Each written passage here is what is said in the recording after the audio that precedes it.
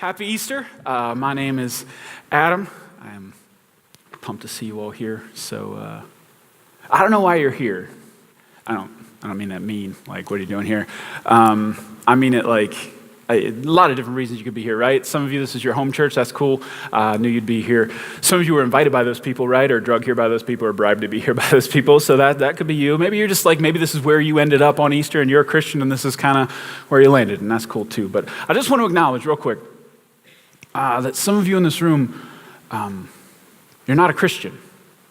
And I want to talk to you for a minute real quick. So Christians, mind your own business. Get out of my face for just a second. I want to talk to the people who aren't Christians for a minute, okay? So if you're not a Christian, one of my biggest pet peeves is when I'm listening to a speaker and the guy just kind of assumes that everybody in the room believes the same as he believes. And if I am just a little bit off, I can believe most of what he believes, but if I just believe slightly different from him, I kind of feel like an outsider if he makes that assumption. So I want to acknowledge to you if you're not a Christian today. I'm aware of that. Like, I know that you're here. I know that from your perspective, I'm about as biased as they come, right? Like, I'm a Christian and a pastor. It does not get any worse than that for you, maybe. And I'm as far from objective as a human being can be in your eyes. I make some really big assumptions and beliefs about the Easter story that maybe you don't. So you have some parts of that Easter story that you don't believe. I just want you to know I get it. So I want to ask you a favor, and I know we just met, and that's kind of forward of me, but can I ask you a favor? Don't throw out the whole story just because you don't believe parts of it. Don't shut down completely just because there's certain things that you can't get yet. Because I feel like there are certain things in the story that, man, if you let them, they can really affect your life. They could really be a good thing for you. So don't throw the whole thing out. So here's my deal with you. I'm going to preach it like it's all true. I wouldn't be a good pastor if I didn't, right? Can we just make that like if I stood up here and said, well, maybe it happened, like you would be like, what are you doing, man? Like, go find a different profession. But I'm just going to let it fly like it's all true. And what I want you to do if you're not a Christian is, man, just listen for some pieces that maybe God's trying to speak to you on. Listen for something that makes your heart resonate. Okay, deal? Cool. Okay, Christians, you can listen again. You guys still here? Good. So one of my favorite aspects of Jesus' life is the way he asks and answers questions. Jesus answers questions just brilliantly. So in the Gospels, if you read through the Gospels, he gets asked 183 questions in the whole Gospels. But check this out. Only 3 of those 183 does he answer directly. Only 3 out of 183. He just finds other ways to answer questions. So one of the ways is he tells stories, right? He tells stories to answer questions. So at one point he was teaching people to love their neighbor and somebody from the crowd yells out like, who's my neighbor? I don't know if they're being sarcastic or not. But instead of just saying everybody's your neighbor, shut up, he tells a story, right? He told the Good Samaritan story, which is a story that, man, you don't even have to be a Christian to know that story. Like, famous story is an answer to a question, just really sticky, kind of cutting right to the heart of the issue. He told stories. Other times, he would just correct the question. He wouldn't answer the question. He would fix the question. He would try to change the perspective of the person asking the question, because what he knew is the question that they were asking was going to lead to an answer they wanted, not necessarily the answer they needed. So he would try to get them to ask a different question that would actually lead them to the place that they needed to be, not the place that they wanted to be. But other times, really my favorite way that he would answer questions is that he would ask a question in response. He would turn around and ask them a question, and it was always way harder, and it always kind of put them like, I don't know what the answer is. So it was always one of those where Jesus kind of flipping things around. And his questions, those are the things that really fascinate me. Really fascinate me. So while he was asked 183 questions in the gospel, Jesus himself asks 307 questions. So isn't that crazy that Jesus asked people more questions than people asked Jesus? Like, that's crazy, by over 100. So Jesus is asking all kinds of questions. It was one of the ways he taught. And if you're like me and you believe the same things I believe about Jesus, then you know that he's not asking for like information, right? He's not trying to gather information. He already knows. So he must be doing something with those questions. He must have a purpose behind them. And I feel like his questions are probably really important if that's true. That it's not about something he's learning. It's probably about something the person he's asking learning. Did you know that 2 of the first recorded sentences Jesus speaks after he rises from the dead are questions? Two of the first sentences are questions. Pretty cool, huh? So here's the story. Have you ever heard it? He comes back to life. That's part of it. Early on Sunday morning, right? The first person to show up at the tomb is a woman named Mary Magdalene. Okay, she gets there super early, and she finds the stone rolled away. She finds nobody around, and her assumption at that point was that somebody stole his body. Fun little side note, none of Jesus' followers actually expected him to rise from the dead, even though he said it repeatedly. They just, the crucifixion on Friday was just too, real. Nobody was sitting there waiting for Sunday morning. They did not have that expectation. So when Mary shows up, sees this kind of mess everywhere, stone rolled away, she just thinks somebody stole the body. And she's already upset, right? Because on Friday, just a couple days previous, she watched Jesus die. And she really loved Jesus. She'd been following him for a couple of years. His influence on her life had drastically changed her life. And she's already upset, and now she thinks somebody stole the body, so she's just broken. She just breaks down, she's bawling, she's ugly crying in front of this tomb. And here's what happens, starting in John chapter 20. She turned to leave and saw someone standing there. It was Jesus, but she didn't recognize him. Don't you love how the Bible tells amazing things in very unassuming little sentences? Isn't that crazy? It was Jesus, but she didn't recognize him. A lot of crazy in that sense. Dear woman, why are you crying? Jesus asked her, first question. Who are you looking for? Second question. She thought he was the gardener. Sir, she said, if you have taken him away, tell me where you have put him, and I will go and get him. So Jesus appears to this woman, and she doesn't even recognize him. And a lot of scholars have a lot of reasons why she might not recognize him. Other people don't recognize Jesus after he was resurrected. So the odds are he looked different. We don't know how that was. I mean, his body was just brutally destroyed 3 days previous, so he looked different than that. But they're not really sure. And to be honest, she was crying. Her eyes were all blurry. He could have been standing off to the east with the sun shining over his back. We don't know why she didn't recognize him, but she doesn't. She thinks he's the gardener, and she accuses him of moving Jesus' body, which is kind of ironic because he did move the body, but he's not a gardener. It was him that did it, though. So then Jesus asks her two questions, right? Why are you crying? He knows the answer to that question, right? She thinks he's dead. That's why. He was there. He knows that's why. He saw her crying on Friday. He sees her crying now. He knows the answer to that question. Then he asks the second question. Who are you looking for? Now, this question is simple on the surface, but complex if you dig in just a little bit. The simple answer is that she's looking for Jesus, right? The person she's talking to but does not realize it. But it's not that simple. See, she's looking for a dead guy that she's not going to find dead. And maybe who she's looking for isn't all that's going on, right? She's also looking what she's looking for is an important question. What she's looking for. Maybe she's there to mourn the loss of her friend and her Lord. She's there to honor him. She's there to start the beginning of closure on a really important chapter in her life, something she treasured. So what she's there for, who she's there for, those are important questions. Now, if you look at this question, who are you looking for, in the original language, in the Greek, the word that's translated looking for is a really interesting word. It's a really interesting word. It's this word, zeteo. Zeteo. And it means to seek after, to aim at, to strive for. It even carries the idea of to crave for something. To crave for something. So, to translate it looking for, is okay, but it's deeper than that, isn't it? This is a soul question that he's asking Mary. What are you after here, Mary? What are you doing here? What's your soul looking for in this moment? What are you craving? What are you desiring? What are you longing for? What is your heart's deepest desire? That's a good question. Again, he knows the answer, but I'm not sure she does. She knows what she thinks she's after, but I don't think she knows what she's really after, the thing that her soul really wants in that moment. So the question that Jesus asked Mary, I want to ask you today. What are you looking for? What does your heart, zeteo, What is your heart seeking after? What is your heart striving for? What does your heart crave? What are you looking for in life?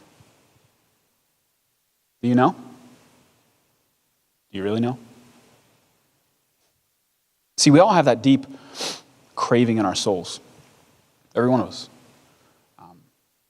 That longing that we want to be satisfied. We want it to be satisfied. Everybody has it, even if you don't recognize it. So, have you ever done the thing where you go to the kitchen and you open up the refrigerator and you just kind of mindlessly stare into the thing? You ever done that? Where you're just kind of standing and you think you're hungry, so like you're looking for something, you're not sure what.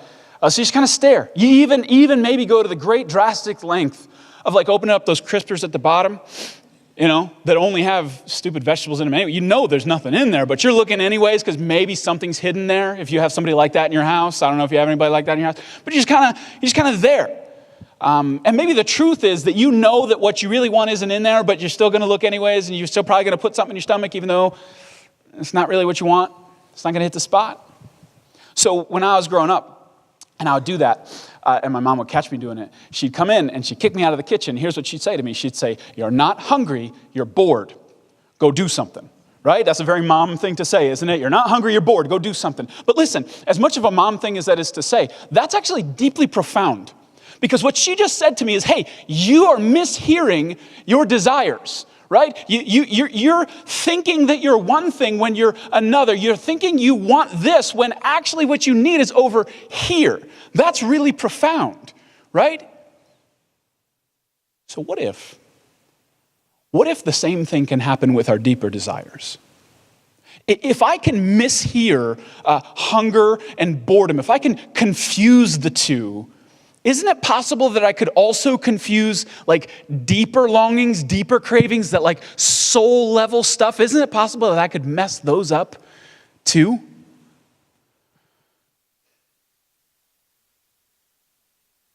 So what if like you live your whole life trying to fill these deep longings, but like none of them really hit the spot? Like none of them are really what you're longing for. Like you're eating, but you're not hungry, You're not hungry, you're bored. It's something else. It's not boredom. It's something else. It's something deeper. But you're going to fill yourself up anyways, right? Because it's better than being empty. Here's how C.S. Lewis says it. He always says it better. Most people, if they had really learned to look into their own hearts, would know that they do want, and want acutely, something that cannot be had in this world. There are all sorts of things in this world that offer to give it to you, but they never quite keep their promise. The longings which arise in us when we first fall in love, or first think of some foreign country, or first take up some subject that excites us, are longings which no marriage, no travel, no learning can really satisfy. I am not now speaking of what would ordinarily be called unsuccessful marriages or holidays or learned careers. I am speaking of the best possible ones.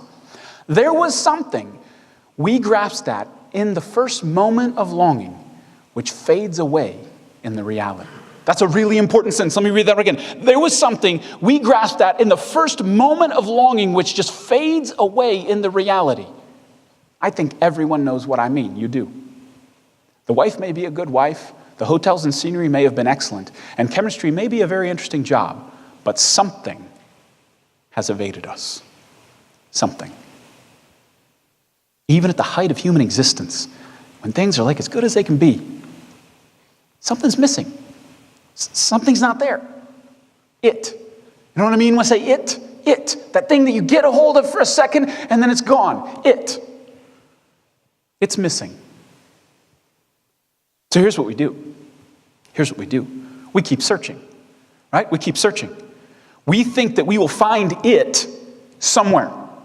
Something. Someone. And you tend to look in three places. Okay, these are three possible places you could look for it. First place, and it's not first, it's just one of the places, is you could look to better yourself, bettering yourself. That's where it is. It is found in a better me. That's what I need to do. I need to get better in here. I need to better myself. That will be it. So you go to work on you. if you believe this one. That if you believe it is in a better you, you're going to go to work on you. You know what I need? I need abs, man. That's what I need. I need abs. So I'm going to work out like crazy. I'm going to stop eating. I'm going to get abs, and that'll be it, right? That'll be it.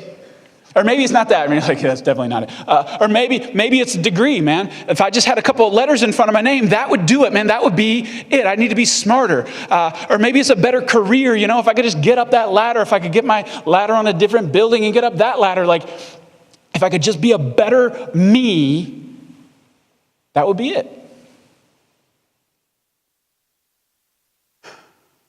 So this woman named Cynthia Heimel, she wrote this article about how she knew a bunch of people who were trying to make it in show business.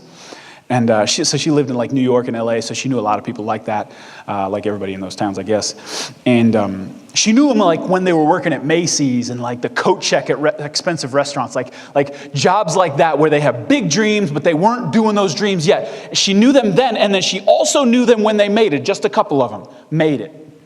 So she knew them when they were like nothing down here, and then she knew them when they had everything. And she didn't, in the article, she wouldn't write like who it was. She didn't want to put names down. But what she said was like, if she said the names, you'd know them. Like they were big, like superstar big, like made it beyond belief big. She knew them on both ends of the spectrum.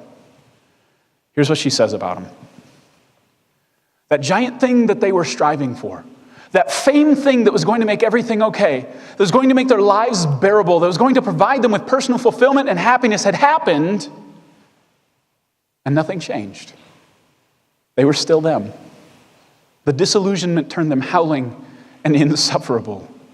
That's probably why she didn't tell their names. What she's saying is that they did it. They like bettered themselves like as good as they could possibly have gotten it. Those goals that they set for themselves, they hit them plus 10,000, like they reached it. And it wasn't there.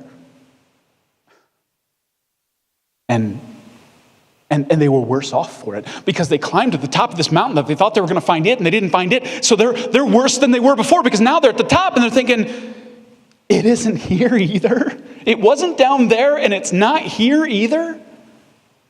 They didn't know what to do. And just as a side note, this woman is not a Christian. This is an observation she just made, watching people, saying, man, it was not found in a better you. You'll still be dissatisfied. I just want you to know this. You'll still be dissatisfied in a better you. Even with shredded abs and a PhD, man, you're still you. You're still you. You're still going to have this base level longing, craving that isn't that. That isn't it. That's the first place you might look, or one of the places you might look. Second place you might look to fulfill these deep longings. You're going to look for it in other people. It's probably the most common one. You're going to ask your boyfriend to be it. You're going to ask your girlfriend to be it. You're going to ask your husband, your wife to be it. You're going to ask your kids to be it. You're going to ask your family, your friends to be it. And at first, it'll seem like they do. This is probably why this one's so widely bought, because at first you think they do. You get those warm fuzzies. You stay up all night talking on the phone. It's like happening. It's like you got your head above the clouds and you can see it. You can smell it and you think, this is it. But then what happens? Your head drops back down below the clouds, right? It fades. And you didn't think it was supposed to fade. Matter of fact, your soul can't handle it fading. So you start to wonder, well, maybe like this person that I'm with right now, they gave me it at first, but they didn't like maintain it. Maybe there's somebody else on this planet who, if I was with them, I could keep it. Like it wouldn't just be a thing at first; it would maintain. You start to think that, and if you entertain that thought long enough, you know what you'll find yourself saying? You'll say to that person who used to be it, something like, I love you, but I'm not in love with you. But what you really mean is, you used to like give me it, and now you don't. So I'm going to go try to find somebody who will. That's what you really mean.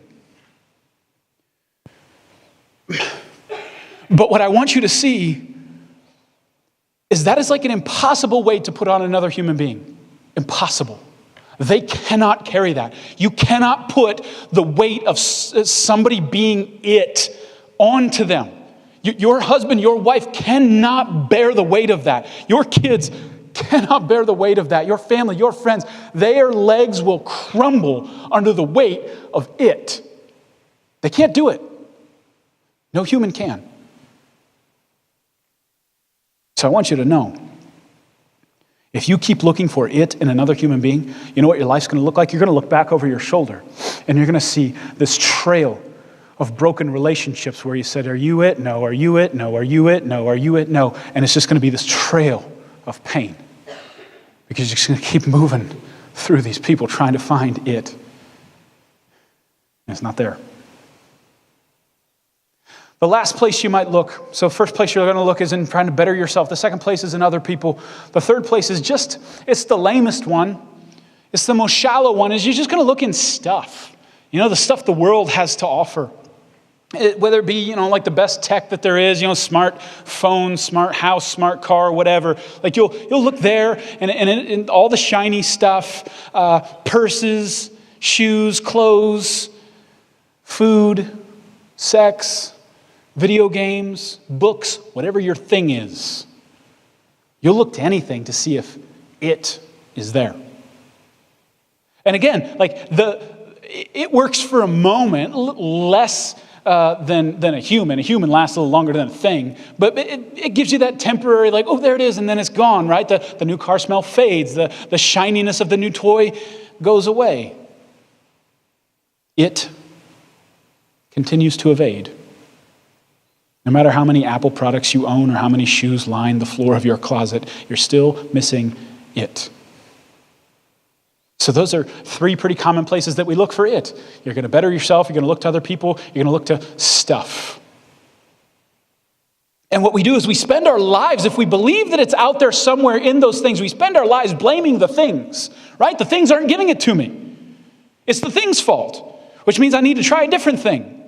And maybe that thing will actually give me the longing permanently that this one only gave me temporarily. So we keep going through things and perpetually throwing them off, right?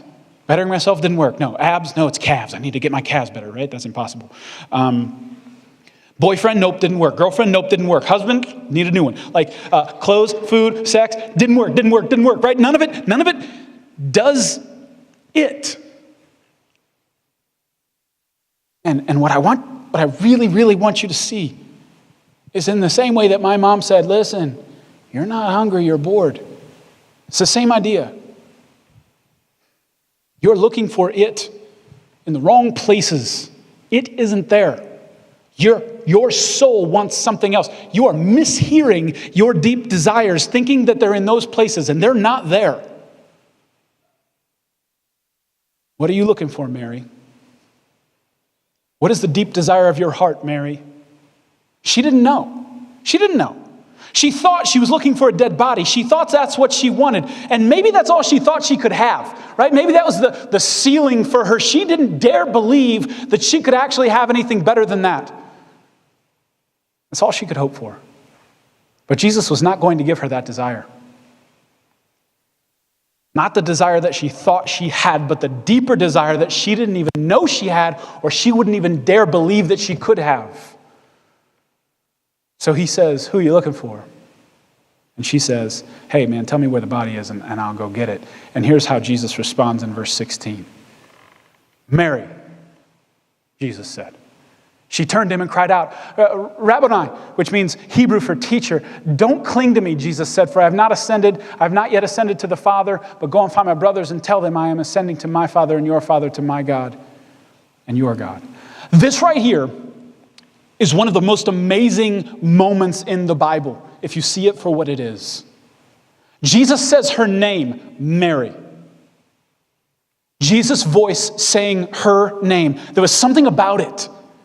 Even though she couldn't see him clearly, even though she didn't understand her own desires, when he said her name, something clicked in her heart.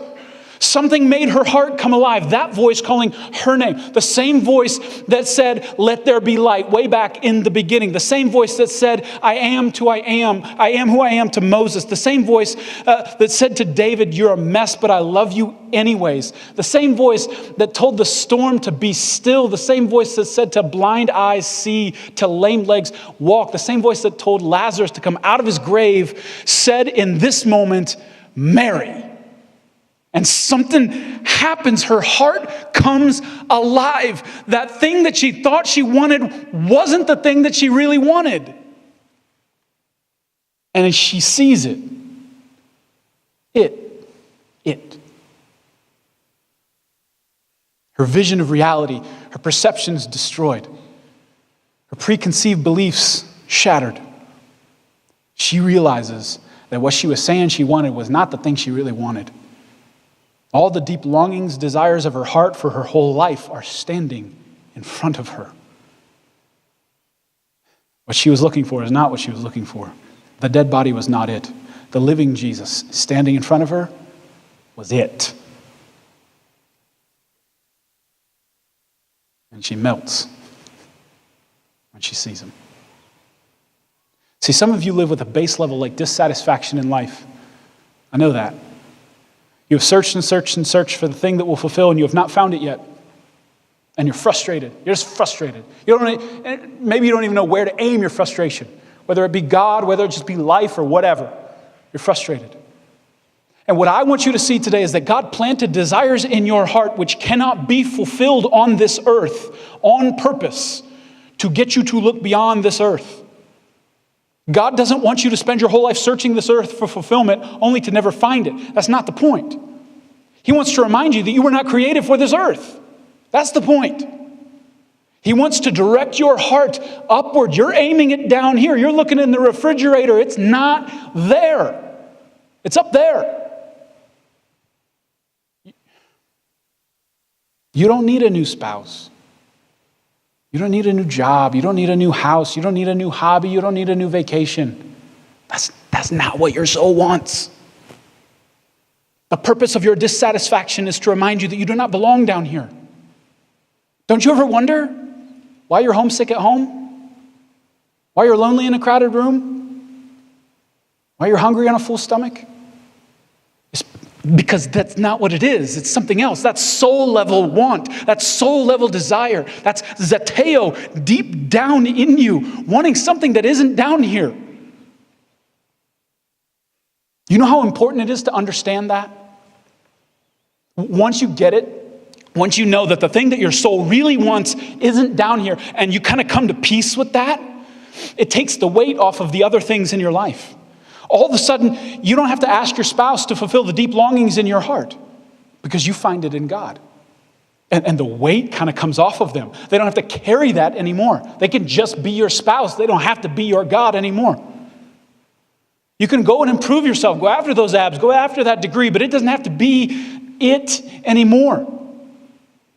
You can enjoy good food and good drink and sex and all the stuff that this world has to offer and just enjoy it on a normal level. Don't ask those things to be it. The pressure comes off. They don't have to satisfy your starving soul because they can't. And when you feel that pang of desire and longing, you don't have to get restless in those things. You just need to remember that you were made for another world. See, Christians, they're supposed to have a little bit of a dissatisfaction in this life. I'm sorry if that's like new to you, but Christians, we're supposed to be a little bit dissatisfied down here. There's always supposed to be a little bit of, this isn't it. This isn't home. There's somewhere else. There's someone else. I can't, even at the best of the best, it's not quite it. We're supposed to have that. So don't spend your life trying to get rid of it. You're supposed to have it because it's a reminder that you don't belong here. You're supposed to. And if you're not a Christian, what if it's true? You know, the assumptions you go in with to something greatly affect the way you think about it when you start to examine it. To be honest, part of the reason I introduced my sermon the way I did, if you're not a Christian, is to just admit that I'm biased. And the truth is, everybody is, right?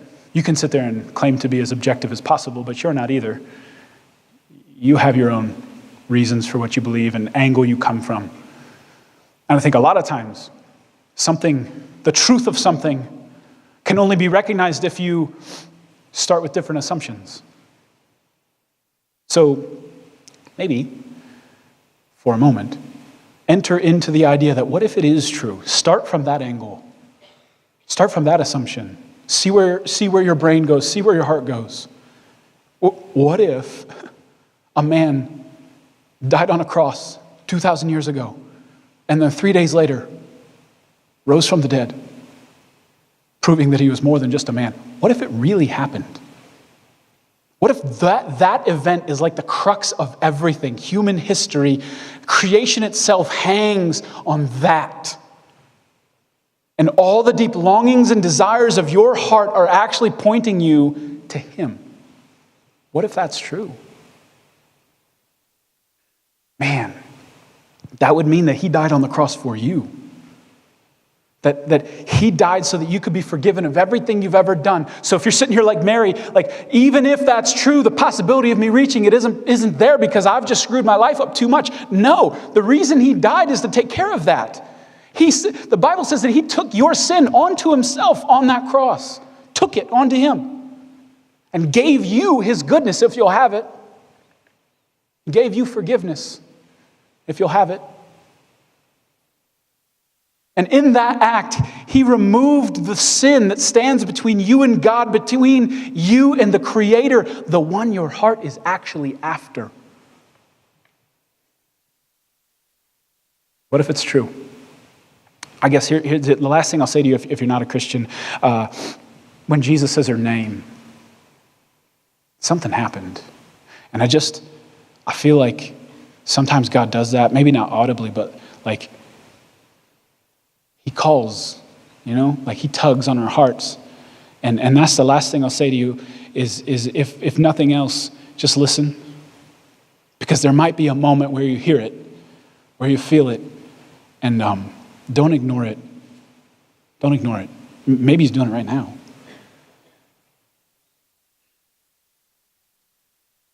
Man, what if, when asked, what do you want? What do you want in life? What if you could honestly answer, I want God.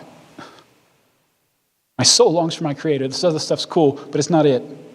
I want God. I wonder how different everything would be. Easter is a story about how God set out to give us that desire.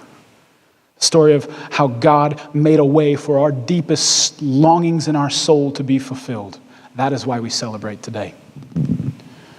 So, I'm going to pray, and I guess like what I want to do, I have this like tension in my soul of just being honest with you. I work on this sermon forever. I never knew how to end it. I left it blank. It was this moment. This is the tension. Now you watch pastors and they're like, okay. Some of you are like right on the edge of making a decision, like so they'll like make you raise your hand or something. And I don't know, probably something to that. But I guess like if you're not a Christian and you're sitting there and like you're ready to make the decision, you know what was said today resonates with my soul. I hear something, man, God's after me. I need to make that decision. Then yeah, man, do it. I'll pray here in a minute. You need to pray too. And you need to ask Jesus to forgive you and become a Christian today. You like need to do that. But I just want to acknowledge that sometimes the road's a little longer than that, man. Sometimes it's not just as easy as raising your hand, right? Sometimes you got to like take some time. So I want to just like say like, hey, maybe your next step, if you're not a Christian, is to just like not walk away. Like look into this, let your curiosity go a little further down this road. Come back. Keep looking, keep searching, keep talking. Maybe there's something to this.